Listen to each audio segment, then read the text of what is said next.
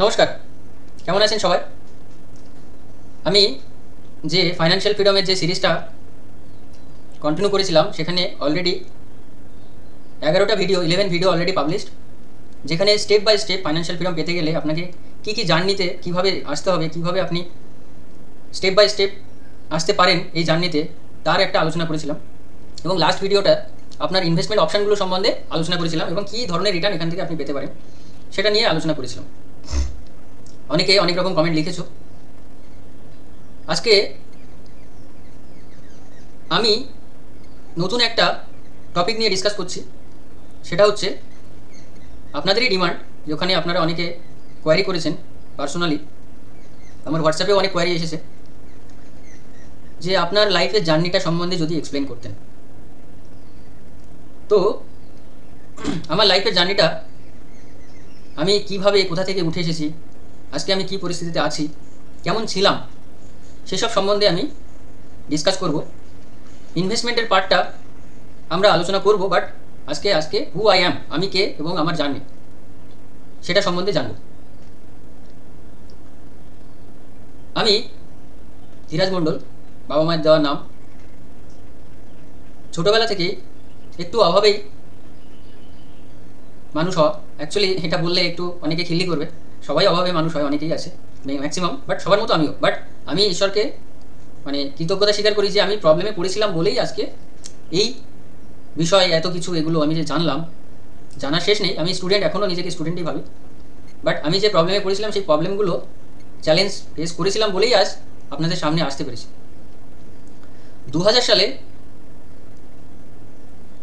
আমার অ্যাকচুয়ালি জন্ম 1990 বলতে পারেন, 1990 দশকের লোক আমরা। তো 2000 সালে আমি ক্লাস 5-এ ভর্তি হলাম। এখান থেকেই শুরু করি। ইংরেজিতে খুব উইক ছিলাম আমি অ্যাকচুয়ালি, তার জন্য অনেক জায়গায় অনেক প্রবলেমে পড়তে হতো। কিন্তু ওই যে সবসময় চেষ্টা চালাতাম যে আরও কীভাবে ইমপ্রুভ করবো এটাকে। মাধ্যমিক দিলাম 2006, কোনো রকমে একটা ফার্স্ট ডিভিশন মার্কস নিয়ে।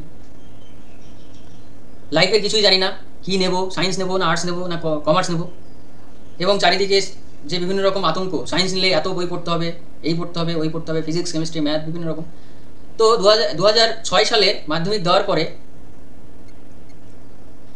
আমি আর্টস নিয়ে পড়াশোনা শুরু করলাম। অলরেডি 1 মাস থেকে 1.5 মাস ক্লাস হয়ে গেছে। আমার এক বন্ধু, নাম তার শুভ বিশ্বাস, আমার বন্ধু আমাকে নিয়ে চলে গেল সে যে স্কুলে ভর্তি হয়েছে সেই স্কুলে। তো আমি নগরুকড়া হাই স্কুল থেকে মাধ্যমিক পাশ করি। এটা নদিয়ার একটা গভর্নমেন্ট স্কুল। 2006 সালে মাধ্যমিক পাশ করার পরে আমি চলে যাই চৌবেড়িয়া দীনবন্ধু বিদ্যালয়। তো গোয়ালডো প্রাইমারি স্কুলে আমি আমার ক্লাস 4 পর্যন্ত পড়াশোনা করার পরে আমি নগরুকড়া হাই স্কুল এইচএস, এই স্কুলে আমি 2005 থেকে 2006 সাল পর্যন্ত পড়াশোনা করি। আমাদের সময় অরিন্দম ভৌমিক আমাদের হেডমাস্টার ছিলেন, খুবই কড়া, বাট অনেক ফানি গল্প আছে স্যারের নিয়ে, কখনো ডিসকাস করবো অবসরে। এবং স্যার যদি আমার ভিডিওটা শুনছেন, আমার প্রণাম নেবেন। রঞ্জিত দেবনাথ আমার খুব ফেভারিট টিচার ছিল প্রাইমারি স্কুলে, আমি যখন পড়াশোনা করি 2003, 4, 5 এই সময়। রঞ্জিত স্যার আমার প্রণাম নেবেন।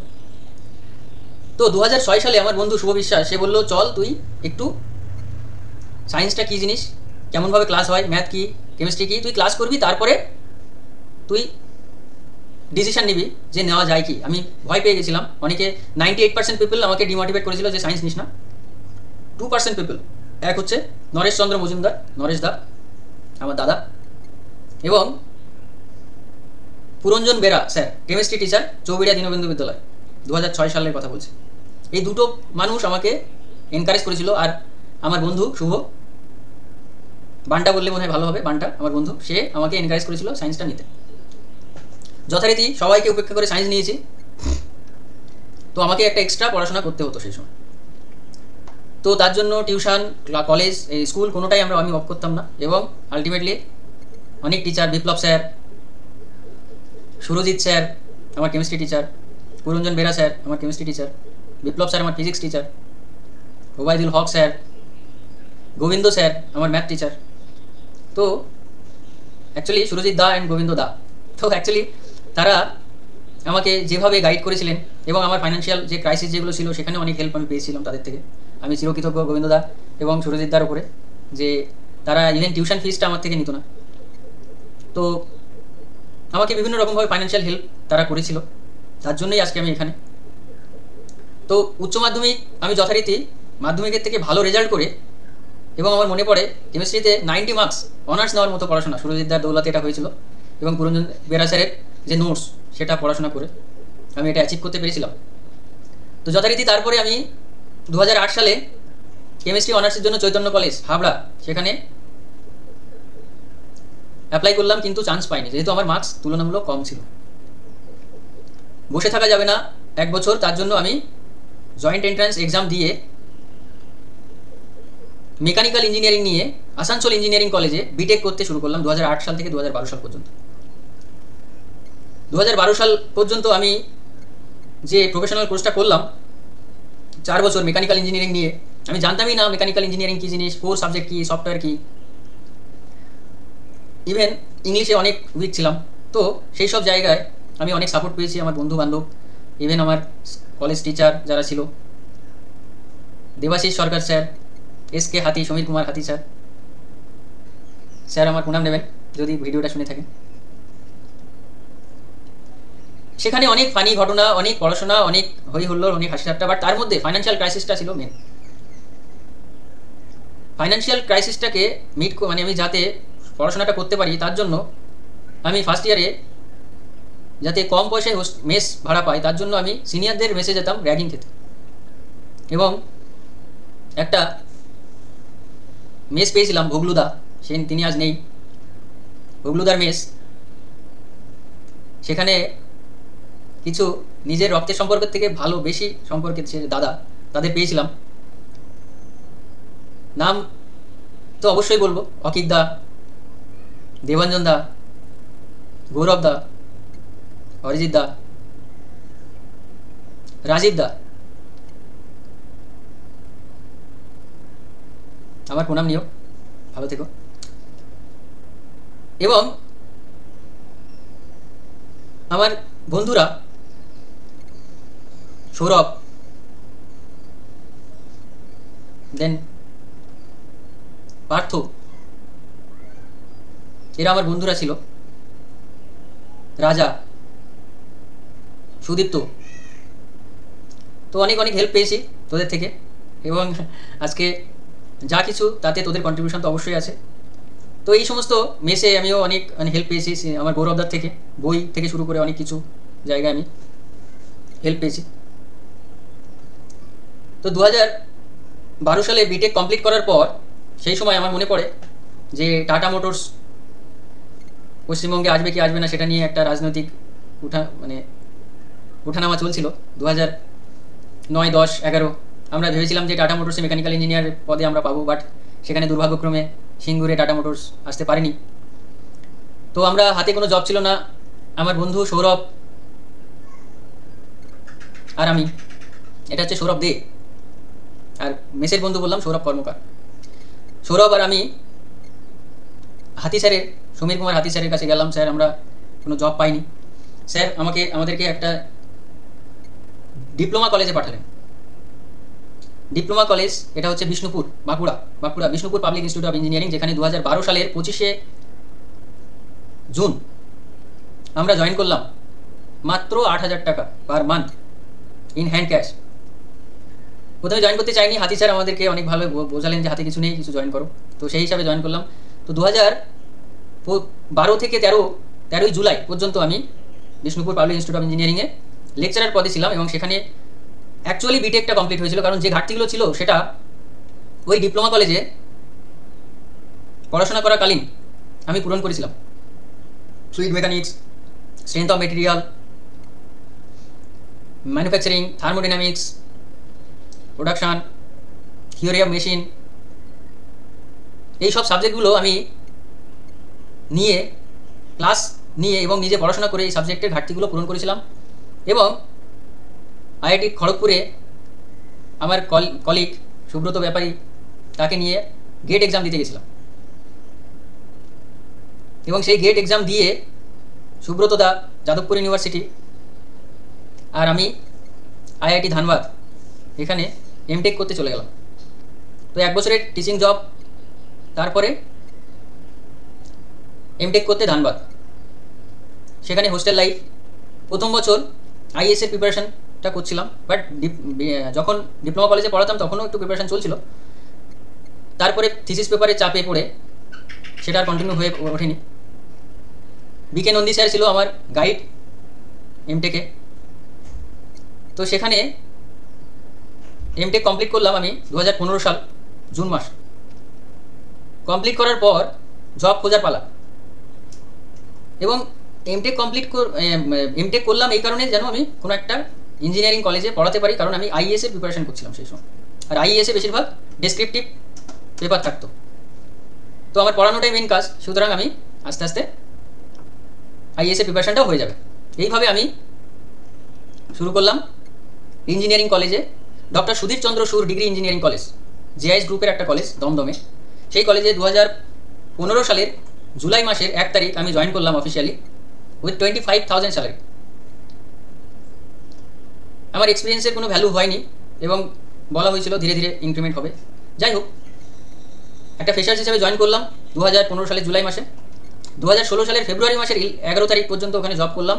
তারপরে ট্রান্সফার নিলাম Kalyani JIS college of engineering. 12ই February 2016 JIS college of engineering আমি মেকানিক্যাল ইঞ্জিনিয়ারিং ডিপার্টমেন্টে জয়েন করলাম under the headship of doctor PK Bardhan, Prashanta Kumar Bardhan. একটা ক্রেডিট আমি দিতে ভুলে গেছি, ডক্টর সুজয় সাহা, যিনি ইন্টারভিউ হলে, জেআইএসের হেড অফিসে ইন্টারভিউ হলে আমার সামনে ছিলেন। তো ডক্টর সুজয় সাহা আমাকে ইন্টারভিউ নিয়ে সিলেক্ট করেছিলেন বলেই আজ আমি জেআইএস গ্রুপে জয়েন করতে পেরেছিলাম। স্যারকে অফুরন্ত ধন্যবাদ আমাকে এই সুযোগটা দেওয়ার জন্য। এবং আমি আরও একটা ক্রেডিট দিতে চাই অমিতেশ স্যারকে, যে ডিপ্লোমা কলেজে আমাকে জয়েন করেছি। সো আমি 2016 সালে জেআইএস কলেজ অফ ইঞ্জিনিয়ারিংয়ে জয়েন করলাম এবং অ্যাসিস্ট্যান্ট প্রফেসর হিসাবে জয়েন করলাম এবং সেখানে জব কন্টিনিউ করলাম। এই 16 সাল থেকেই আমার মনের মধ্যে একটা প্রশ্ন সবসময় থাকতো যে প্রাইভেট সেক্টরে জব করছি, যে কোনো মুহূর্তে জব নাও থাকতে পারে। কাল যদি আমার জব না থাকে তাহলে আমার ফ্যামিলিকে কে চালাবে, কীভাবে রান হবে, আমার ফ্যামিলি অটো রান মোডে কীভাবে যাবে, এটা নিয়ে সবসময় আমার মাথার মধ্যে একটা প্রেশার থাকতো। তো পড়াশোনার পাশাপাশি বিভিন্ন সরকারি এক্সামগুলো অ্যাপিয়ার করতাম, প্লাস পড়ানো কাজটা ছিল সেটা কন্টিনিউ করতাম, আর এই ফাইন্যান্সিয়াল ব্যাপার স্যাপারগুলো আস্তে আস্তে ঘাঁটতে থাকলাম। 2016-17 এই সময়টা আমি আইএএস ইন্ডিয়ান ইউপিএসসির আন্ডারে যে আইএএস ইন্ডিয়ান অ্যাডমিনিস্ট্রেটিভ সার্ভিস, তার প্রিপারেশন শুরু করি 17-18 এই সময়টা। আইএএস এর এক্সামটা কন্টিনিউ করলাম না, তার কারণ ইঞ্জিনিয়ারিং কলেজে শুধুমাত্র পড়ানো কাজ থাকে না, আরও অনেক রকম ক্লারিক্যাল কাজ, ডকুমেন্টেশন কাজও থাকে। সুতরাং ওটা কন্টিনিউ করতে গেলে একটা সাইডে হয়ে যাচ্ছিলো। আমি আস্তে আস্তে গভর্নমেন্ট সার্ভিসের জন্য আরও জেনারেল ক্যাটাগরিতে বিভিন্ন রকম যে পদগুলো হয়, ফ্রিকোয়েন্টলি যে পদগুলো বের হয়, সেগুলো নিয়ে পড়াশোনা করলাম। এবং 17-18 এই সময়টা আমি সিভিল সার্ভিসের জন্য প্রিপারেশন শুরু করলাম। ডিপ্লোমা কলেজে যখন আমি পড়াতাম তখন আমার পার ডে 15-16 ঘন্টা পড়াশোনা করতাম এবং করেছিলাম, সেই কারণেই গেট ক্লিয়ার করতে পেরেছিলাম। এখানে 2016-17 এই সময়টায় 18 আমি আবার পড়াশোনা শুরু করলাম 4টে থেকে 8টা, ভোর 4টে থেকে 8টা। এদিকে কলেজ টাইমে 2 ঘন্টা মিনিমাম, আর কলেজের পরে এসে 3 ঘন্টা, এইভাবে সময় তৈরি করলাম। কিন্তু কলেজে এনবিএ চলে এসেছিলো সেই সময়, এবং এনবিএর একটা প্রেশার ছিল সবসময়, যেটা কন্টিনিউ করা যায়নি। এবং যে গভর্নমেন্ট সার্ভিস যেগুলো ছিল সেগুলোর পড়াশোনা চলাকালীন আমি অনেক রিটেন এক্সাম ক্লিয়ার করেছিলাম, পিডিসিএল, এসএসসি, জেই, পিএসসি যে লেকচারার, আরআরবির এনটিপিসি বা আরআরবি জেই, এএলপি অ্যাসিস্ট্যান্ট লোক, বিভিন্ন রকম যে এক্সামগুলো হয় সরকারি, সেগুলো ম্যাক্সিমাম রিটেন ক্লিয়ার করে ইন্টারভিউ হলেও অ্যাপিয়ার করেছিলাম। বাট আশ্চর্যের বিষয় এই যে পিএসসি যে লেকচারশিপ, যেটা পলিটেকনিক কলেজের লেকচারশিপ, সেখানে 2বার আমি রিটেন ক্লিয়ার করার পরে 2বার ইন্টারভিউ ফেস করেও আমি কিন্তু জব থেকে রিজেক্ট হয়েছিলাম। তো এটা একটা আশ্চর্যকর ঘটনা আমার জীবনের।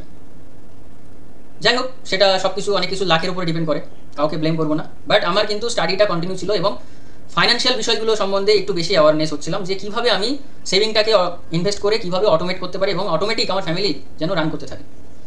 16, 17, 18 এই সময় আমি আস্তে আস্তে স্টক মার্কেট সম্বন্ধে পড়াশোনা করলাম, জানার চেষ্টা করলাম, এবং এই যে মিউচুয়াল ফান্ডে এসআইপি বা বিভিন্ন রকম সিস্টেমেটিক ওয়ে অফ ইনভেস্টমেন্ট, এগুলো সম্বন্ধে আস্তে আস্তে আমি অ্যাওয়ার হলাম। এবং শুরু করেছিলাম 1000 টাকা দিয়ে, মাসে 1000 টাকা এসআইপি। এই এসআইপিটা কন্টিনিউ করতে করতে আরও স্টাডি করলাম, এবং যেহেতু বইগুলো ইউএস মার্কেট রিলেটেড ছিল, বাইরের দেশের ফরেন রাইটারের বই, সেহেতু আমাদের দেশে এটা অ্যাপ্লিকেবল কিনা এটা জাস্টিফাই করার জন্য আমি নিজের উপরে ওটা অ্যাপ্লাই করলাম। এবং 2017, 18, 19, 20 এই পর্যন্ত ইনভেস্ট করার পরে দেখতে পেলাম যে কোভিড আসার পরে মার্কেট অলরেডি 40% ক্র্যাশ করে গেছে। আমার 100 টাকা হয়ে গেছে 40 টাকা। 100 টাকা 40 টাকা কেন হলো? কারণ বিটা আমার ছিল হয়তো 1.2, মানে মার্কেট যদি বিটা 1, মানে মার্কেট যে পার্সেন্টেজে ডাউন হয় বিটা ওটাই নির্দেশ করে, সেই পার্সেন্টেজে আপনার পোর্টফোলিওটাও ডাউন হয়। বাট আপনার বিটা যদি রিস্কটা বেশি থাকে তাহলে রিটার্নও বেশি থাকে, এবং মানে ডাউনওয়ার্ড রিটার্নটাও বেশি থাকে, নেগেটিভ রিটার্ন যেটা বলে। করোনাকালে আমার 100 টাকা 40 টাকা হয়ে গেছিলো। আমি প্যানিক বলবো না, তবে আমি সেই সময় এতটা আমার এই মার্কেট সম্বন্ধে আইডিয়া ছিল না, বাট আমি কোনো সেল করিনি আমার ইনভেস্টমেন্টটাকে, এবং নতুন কোনো ইনভেস্টমেন্ট আমি দেইনি, বাট আমি সেল করিনি, কারণ সেই সময় বাঁচবো কি মরবো সেটা নিয়েই কোশ্চেন ছিল। 2021 উইদিন 1 ইয়ার আমার 100 টাকা, আমার 40 টাকা 180 টাকা হয়ে গেছে, 4.5 টাইমস। সুতরাং এই মার্কেট যদি আপনি ধৈর্য ধরে থাকেন তাহলে কিন্তু এই মার্কেট আপনাকে রিওয়ার্ড দিয়ে যাবে, এবং বেশি রিওয়ার্ড দিয়ে যাবে। বাট যদি আপনার ধৈর্য না থাকে তাহলে কিন্তু সম্ভব না। এসআইপি অ্যামাউন্ট ধীরে ধীরে বাড়াতে শুরু করলাম। যেমনভাবে স্যালারি ইনক্রিমেন্ট হয় তেমনভাবে এসআইপি অ্যামাউন্টও বাড়ে। মিনিমাম 5%, 10%, 15%, 20% বাড়াতে থাকতাম। বাড়িয়ে আমার 2000 টাকার এসআইপি, সেটাকে 2022-23 সালে একটা এসআইপি ভেঙে আমি বাড়িটা কমপ্লিট করি, সেটাকে বাড়ির লাস্ট পার্টটা কমপ্লিট করি, এবং এসআইপি কন্টিনিউ করি, আরও অ্যামাউন্ট বাড়াতে থাকি। এবং 2026 সালে আমি আমার রিটায়ারমেন্ট প্ল্যানিং করেছিলাম। 2025 সালে এসে আজ মার্কেট প্রায় 20 to 25%, যদি আপনি টাইম কারেকশনকে মাথায় রাখেন তাহলে প্রায় 30% মার্কেট ডাউন। তো 25% মার্কেট ডাউন হওয়ার পরেও আমি হিসাব করে ক্যালকুলেশন করে দেখলাম যে আমি যদি এসডব্লিউপি প্ল্যান করি, সিস্টেমেটিক উইথড্রল প্ল্যান, আমার ইনভেস্টমেন্টের ওপরে, তাহলে আমার ব্রেড বাটারের ব্যবস্থা কিন্তু হয়ে যাচ্ছে। তো একটাই কন্ডিশন, আমাকে সুস্থভাবে বাঁচতে হবে, সাদামাটা জীবনযাপন করতে হবে। এটা যদি আমি করতে পারি তাহলে আমাকে কিন্তু মাথার উপরে যে বস তাকে এলিমিনেট করা যাবে। আমি অবশ্যই কৃতজ্ঞতা স্বীকার করছি আমার এমপ্লয়ারকে, কারণ তাদের কন্ট্রিবিউশন, ফাইন্যান্সিয়াল কন্ট্রিবিউশন ছাড়া এটা সম্ভব না।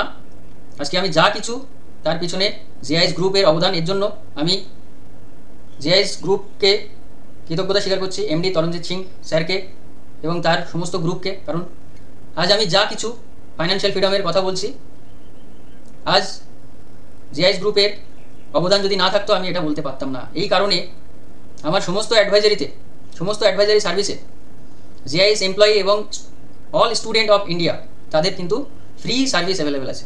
জেআইএস এমপ্লয়ি, স্টাফ এবং অল ইন্ডিয়া বেসিস যারা স্টুডেন্ট আছে, এটা অলওয়েজ আজীবন থাকবে। এটা আমার জীবনের একটা অ্যাচিভমেন্ট, যেটা জেআইএস গ্রুপ আমাকে করে দিয়েছে।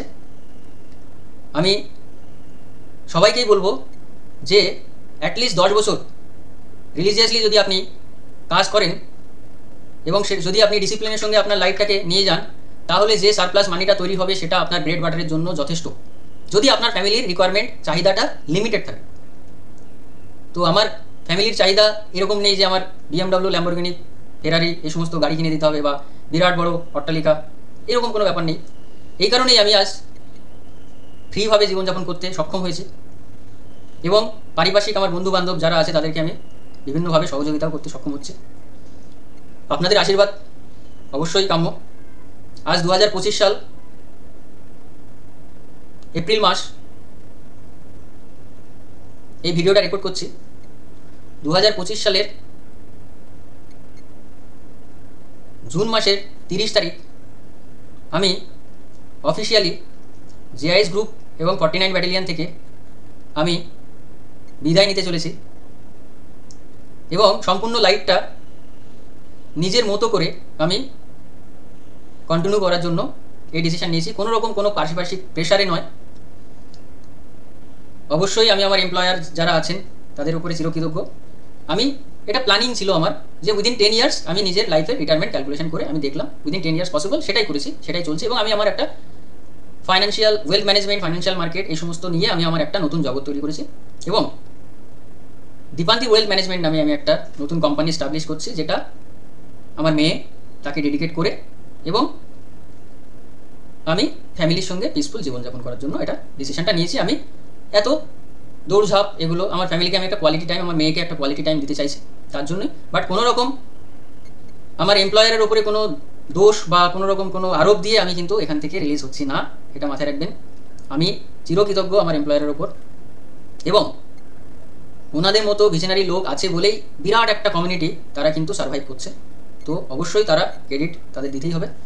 এখানে একটু বলে রাখি, 2020 সালে করোনাকালে আমার উপরে আরেকটা দায়িত্বভার দেওয়া হয় জেআইএস কলেজ অফ ইঞ্জিনিয়ারিং থেকে। অ্যাসিস্ট্যান্ট প্রফেসরের পাশাপাশি আপনাকে এনসিসি ইউনিটটাকে কন্টিনিউ করতে হবে, বিকজ আমার যিনি সিনিয়র ছিলেন এনসিসি যিনি চালাতেন কেয়ারটেকিং অফিসার, তিনি ওই পদ থেকে ইস্তফা দিচ্ছেন বা দিয়েছেন কোনো একটা রিজনে, মেডিকেল গ্রাউন্ড হতে পারে বা একটা রিজনে তিনি ইস্তফা দিয়েছিলেন বলে আমি এই সুযোগটা পেয়েছিলাম। Principal JIS college of engineering doctor Partha Sarkar আমাকে বিশ্বাস করে এই দায়িত্বটা দিয়েছিলেন এবং আমি 2 বছর 2022 সাল পর্যন্ত as a CTO caretaking officer JIS college of engineering continue করি এবং যে কলেজে এনসিসি থাকে সেই কলেজে অ্যাসোসিয়েট এনসিসি অফিসার নিয়োগ করতে হয়, তার জন্য একটা আর্মি ট্রেনিং করতে লাগে।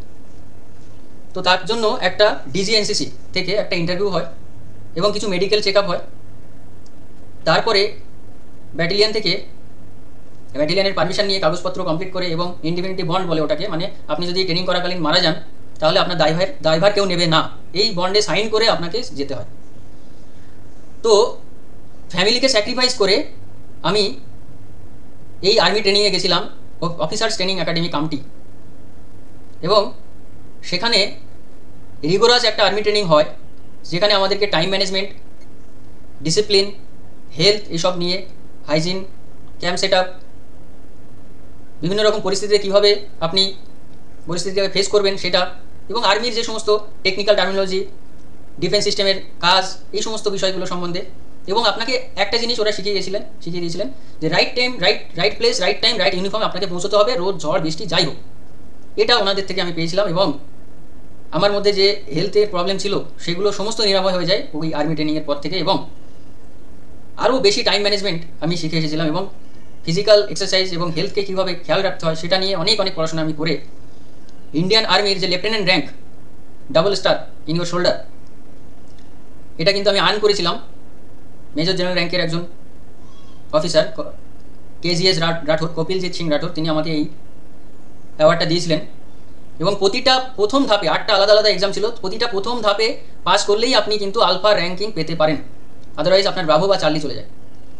তো প্রতিটা এক্সাম প্রথম পদক্ষেপে আমি উত্তীর্ণ হয়েছিলাম এবং টোটাল 510 জন টিচার ভারতবর্ষ থেকে গেছিলো, 480 জন কমপ্লিট করে বের হতে পেরেছিল। এবং পাসিং আউট প্যারেড 2022 সালের অক্টোবর মাস কথা বলছি আমি, আপনারা দেখতে পাবেন ওটা ইউটিউবে, ওটা ওটিও কামটি 2022, ওখানে আমাদের সমস্ত সব পাসিং আউট প্যারেড কীভাবে করতে হয় সেগুলো সব কিছু, মানে সেগুলো আমরা করেছিলাম, পারফর্ম করেছিলাম অফিসারদের সামনে। এটা একটা বিরাট বড় অ্যাচিভমেন্ট এবং আমি ব্যাটালিয়নকে সার্ভ করলাম 2022 সাল থেকে এই 25 সাল পর্যন্ত। কতটা পেরেছি জানি না, সেটা তো কলেজেই জানে, বলতে পারবে। আমি আমার দিক থেকে যেটুকু করণীয় সেটা করেছিলাম, বাট যেটা আমার কন্ট্রোলে নেই সেটা নিয়ে আমার ভাবনা চিন্তা করার কিছু নেই। যেটা আমার কন্ট্রোলে আছে আমি সেটা নিয়ে বেশি ভাবনা চিন্তা করি, যেটা সেমি কন্ট্রোলে আছে সেটা নিয়ে আমি চেষ্টা করি ওটাকে সঠিক করার, বাট যদি কন্ট্রোল না হয় তাহলে আমি ওটাকে রিলিজ করে দিই, এটা আমার জীবনের নিয়ম। তো আমি ইন্ডিয়ান আর্মির যে লেফটেন্যান্ট র্যাঙ্ক সেটা হোল্ড করি এই মুহূর্তে এবং অ্যাসিস্ট্যান্ট প্রফেসর হিসাবে জেআইএস কলেজে কর্মরত, এবং আর মাত্র কয়েকটা মাস পরে আমি রিটায়ারমেন্ট লাইফে বা 9 to 5 যে জব সেটা থেকে রিলিজ নিচ্ছি। কাজ তো অবশ্যই করবো, বাট নিজের কাজ করবো, এইটুকুই আমার চিন্তাভাবনা। এইভাবে আমি আমার লাইফটাকে কন্টিনিউ করছি এবং 35 ইয়ার্স এই মে মাসে আসবে। After 10 years of job, in 35 years I am declaring myself as financially free person and I am bound to serve my country on my knowledge and service. আমি অলওয়েজ আমার মধ্যে যে জ্ঞান বা যে পড়াশোনা করার পরে যেটা আমি পেয়েছি যে ভ্যালু, সেটা আমি থ্রু সাম মিডিয়া আমি এটাকে মানুষের সামনে তুলে ধরবো। যদি কোনো জায়গায় আপনাদের উপকারে আসে, সেটাই আমার জীবনের পাওয়া। এবং আমি আপনাকে জানিয়ে রাখি, আমার কিন্তু আপনার মানে সার্ভিস চার্জের উপরে বা কোনো জায়গায় আমার ডিপেন্ডেন্সি নেই। সুতরাং এটা কিন্তু ভাববেন না কখনো যে কিছু সেল করতে এসেছে প্রোডাক্ট। হ্যাঁ, অবশ্যই আমার ফ্যামিলি রান করানোর জন্য আমি আমার অ্যাক্টিভ টাইম যদি দেই, তাহলে সেটার আমি সার্ভিস চার্জ নেবই, কারণ ওটা আমার টাইমের ভ্যালু। বাট ইউটিউব মিডিয়ার মাধ্যমে যেহেতু আপনি আমার টাইম নিচ্ছেন না, সে অ্যাক্টিভভাবে ইনভলভ হচ্ছি না, আমি এটাকে ফ্রি অফ কস্টই সারা জীবন দিয়ে যাব। এবং আমি এই যা কিছু আমি আর্ন করেছি, সেটা সব কিছুই এই পৃথিবীতে বিভিন্ন মাধ্যমে আমি দিয়ে যাব, কারণ আমরা কিছু নিয়ে যেতে পারবো না। তো এটাই হচ্ছে আমার জীবনের 35 ইয়ার্স। তো সবাই ভালো থাকবেন। এবং কীভাবে চ্যালেঞ্জিং, এটাই হচ্ছে আমার জীবনের চ্যালেঞ্জ, কীভাবে আমি আমার ফ্যামিলিকে সুস্থভাবে সঠিক ডাইরেকশানে নিয়ে যেতে পারি, সেটা নিয়েই আমার মেন লক্ষ্য থাকবে। আবার কথা হবে। যদি আপনাদের স্পেসিফিক কোনো কোশ্চেন থাকে, অবশ্যই জিজ্ঞেস করতে পারেন। বাট আপনি মাথায় রাখবেন, 10 বছর সঠিকভাবে কাজ করলে আপনি কিন্তু পিসফুল লাইফ আনতে পারেন, যদি আপনি চান। আপনি না চাইলে সম্ভব না। সবাই ভালো থাকবেন, সুস্থ থাকবেন। অনেক অনেক ধন্যবাদ। আবার পরের ভিডিওতে আসবো। Thank you.